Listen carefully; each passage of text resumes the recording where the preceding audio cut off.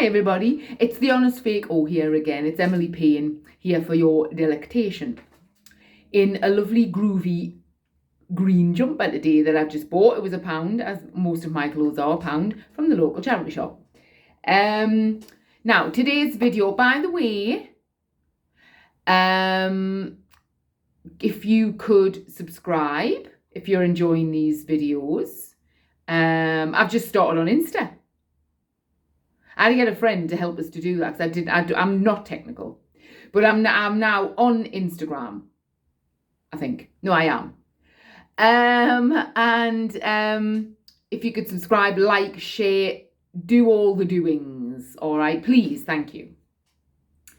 Now this video, I've just had an email from a client who has asked me, hello, would you stand on a big pink satin cushion in your bare feet, or would you burst balloons with your bare feet? And I thought, well, yes, it's better than fucking you. Yes. Well, he's got a foot fetish, obviously. So they're all, I don't know why they bothered to ask, would you stand on a pink cushion? Well, why would I not stand on a pink cushion? Do you know what I mean?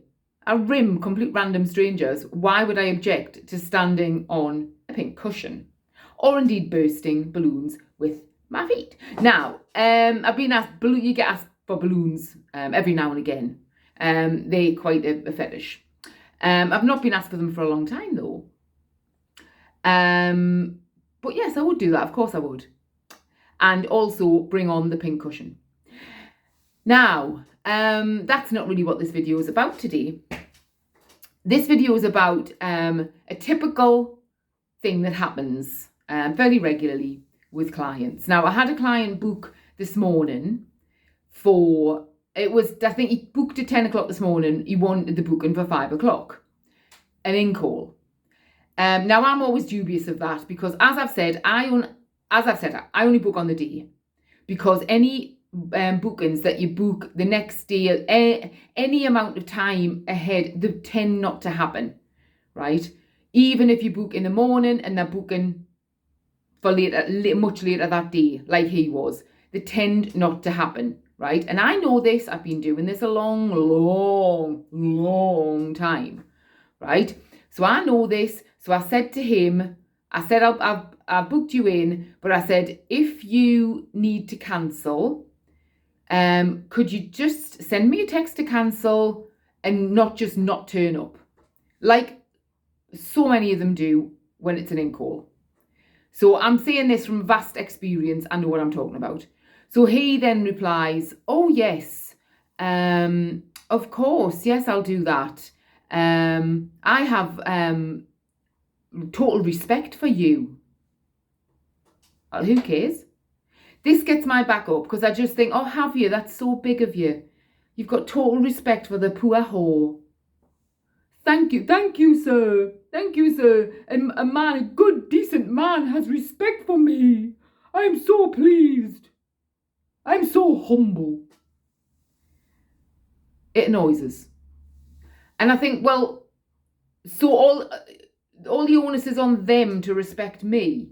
Does he ever wonder if I respect him? Because I don't particularly. Now, okay, he's a human being. It's very reductive to boil him down to just a client. He's got a whole life. I don't know anything about him. He could be nice, horrible. He could be the devil in disguise. He could be an angel in disguise. I don't know, right? But at the end of the day, he's willing to fuck my misery. And that's how I feel a lot of the time when I'm actually getting fucked by the clients. They are fucking my misery. It's the only way I can put it. They're fucking my unhappiness. That's what they're doing. That is what they're doing. That's how I feel. So there must be other sex workers who feel like that as well. He's fucking my misfortune in life, that my life's gone wrong, that I am not happy, that I'm still stuck doing this. So he's willing. Okay, he doesn't know that for definite. But come on. What human being thinks women want to sell their fanny? That women are desperately happy people who are selling their fanny? That their life's gone really well. Nothing's gone wrong here. Hey, You know what I mean? I've gone on about this before. It's bizarre. I would never presume anybody selling sexual services was a happy person.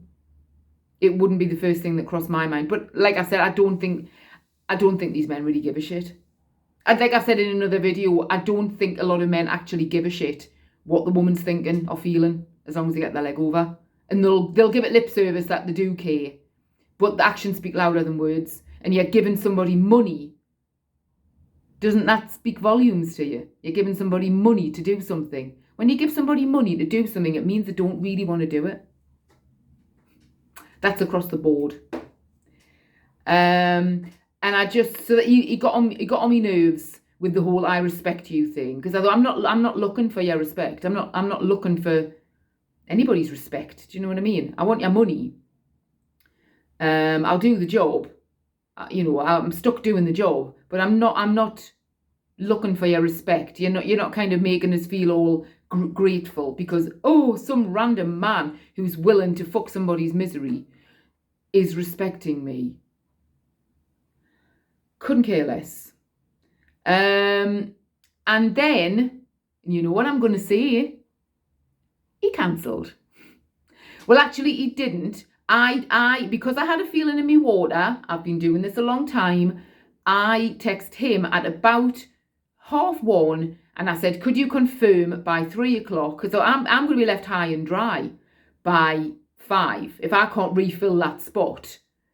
And I'm going to be very annoyed because, like I said, I had a sense, a spidey sense that he was going to cancel. So, and he messaged back and he said he was cancelling. And I thought, were you ever going to tell us if I hadn't prompted you? With all this massive respect you have for me, were you ever going to tell me that you were going to cancel? Or was it just that I prompted you to text us? And so you can save all this respect crap. At the end of the day, you're like every other client, you cancel at the drop of a hat. I know that. Everybody knows that. It's boring. So that's my little rant for today. And I did fill the slot again. I have filled the slot again with somebody else who also wants to fuck a miserable woman, who puts a smile on her face like that. Hello, how you doing? Nice mustache. Hey, when I'm with them. So that's that. Another little rant from the Honest Fago. Goodbye.